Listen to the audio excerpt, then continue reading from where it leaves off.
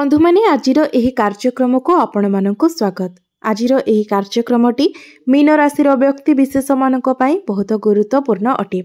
आजिर एही वीडियो रे आमे माने जानिबा मीन राशि व्यक्ति विशेष मानक पई एही 2024 मसीहार अंतिम मास अर्थात डिसेंबर मासटी किपरि रहिबो। मीन राशि मासिक राशिफल उपरे आलोचना करिबा। मीन राशि व्यक्ति विशेष मानकर स्वास्थ्य, शिक्षा, प्रेम जीवन, वैवाहिक जीवन, भाग्य, क्यारियर एवं व्यापार वाणिज्यर स्थिति किपरि रहिबो एही डिसेंबर 2024 रे से विषय रे विस्तार रूप में आलोचना करिबा। एहा सहित नवग्रहंकर स्थिति मध्य देखिबा। नवग्रह केउ प्रकार फल प्रदान करिबारे सक्षम हेबे। एहा सहित अशुभत्व प्रदान करुथिबा ग्रह मानक पई किछि विशेष प्रतिकार मध्य जानिबा। तो बंधु माने सेथिपाई आपण माने वीडियोटी को स्किप न करी शेष पर्यंत निश्चय देखंतु एवं जदि आपणकर मीन राशि होइताय तो वीडियोटी को लाइक करी चैनलटी को सब्सक्राइब करि दियंतु एवं कमेंट बॉक्स रे भक्ति एवं श्रद्धार सहित जय श्री जगन्नाथ निश्चय लिखंतु।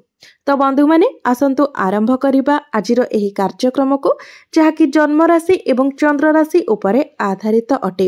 तेबे सर्वप्रथमे जानि नेबा एही डिसेंबर मास आरंभ रे मीन राशि रे नवग्रहंकर स्थिति किपरि रहिबो।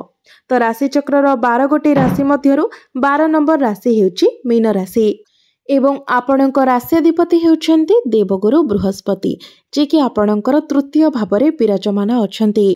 प्रथम भावरे विराजमान अछन्ति राहु, पंचम भावरे विराजमान अछन्ति मंगल, सप्तम भावरे विराजमान अछन्ति केतु, नवम भावरे विराजमान अछन्ति सूर्य एवं बुध, आपणकर एकादश भावरे विराजमान अछन्ति शुक्र एवं आपणकर द्वादश भावरे विराजमान अछन्ति शनि। तो बंधु माने सर्वप्रथमे आसंतु जानि नेबा आपणकर स्वास्थ्य किपरि रहिबो एही डिसेंबर 2024 रे। तो कुंडलीर प्रथम भावटी होइथाय आपणक स्वास्थ्यर भाव, आपणक इम्यूनिटी सिस्टम रो भाव एवं आपणक प्रथम भावर अधिपति हेउछन्ति देवगुरु बृहस्पति जे कि आपणकर तृतीय भावरे विराजमान अछन्ति एवं डिसेंबर मासटी रे गुरुंकर कोनोसी राशि परिवर्तन मध्य हेबार नाही। एमिति कि 2025 मसिया एप्रिल मास पर्यंत गुरु आपणकर तृतीय भावरे ही रहिबे।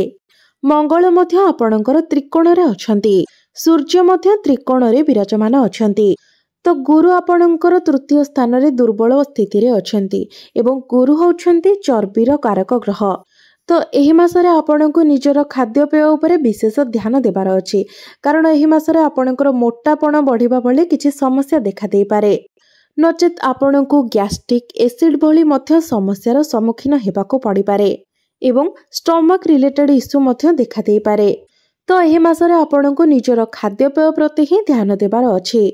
एहा व्यतीत अन्य कोनोसी स्वास्थ्य संबंधित समस्या आपणकर देखा जाउ नाही कारण सूर्य भल स्थिति रे अछन्ति, मंगल मध्य भल स्थिति रे अछन्ति एवं राहु जेहेतु प्रथम भावरे अछन्ति तो आपण ओभर थिंकिंग ठारू दूरे रहंतु कारण राहु आपणको ओभर थिंकिंग ही कराइबे एवं प्रतिटी क्षेत्र रे आपणको कंफ्यूज कराइबे जहा फल रे मुंड बिंधा भली किछिटा समस्या मध्य देखा देई पारे।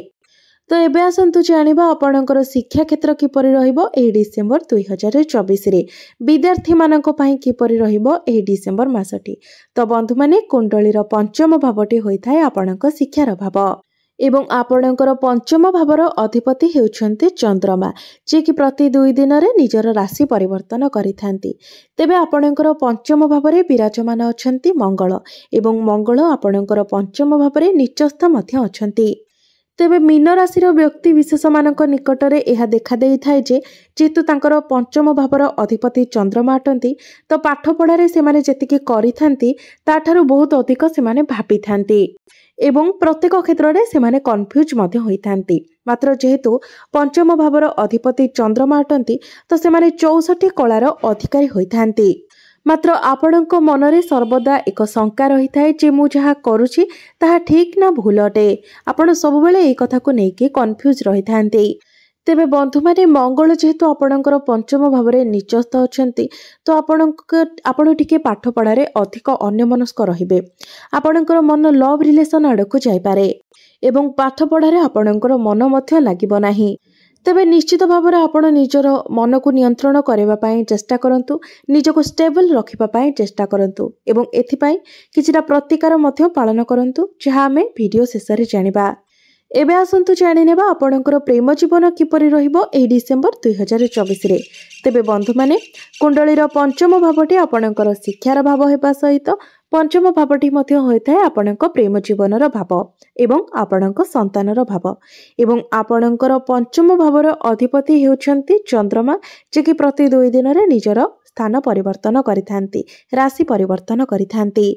तेबे आपणक पंचम भावरे विराजमान अछंती मंगल, जे कि आपणकर नवम एवं तृतीय भावर अधिपति अटंती एवं गुरु आपणकर तृतीय भावरे विराजमान अछंती।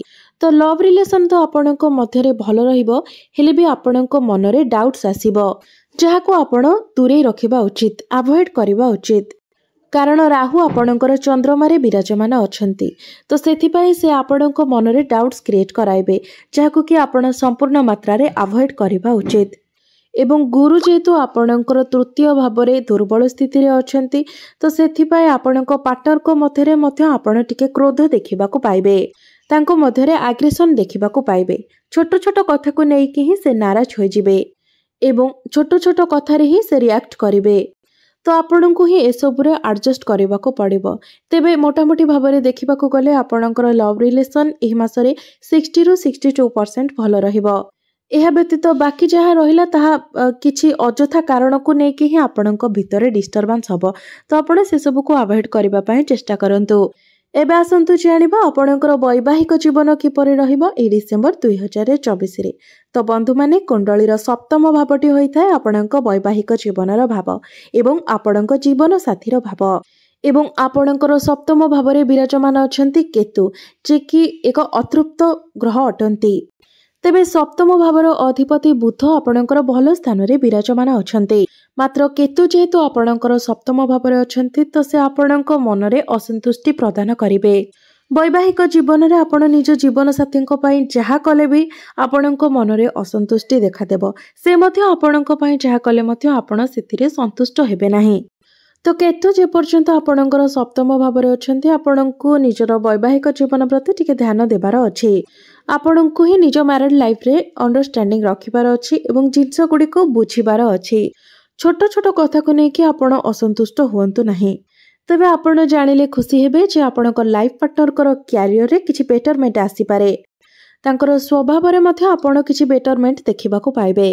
आपणको लाइफ पार्टनर कर पर्सनल एवं प्रोफेशनल लाइफ रे ग्रोथ आसीबो एवं इंप्रूवमेंट मध्य आसीबो।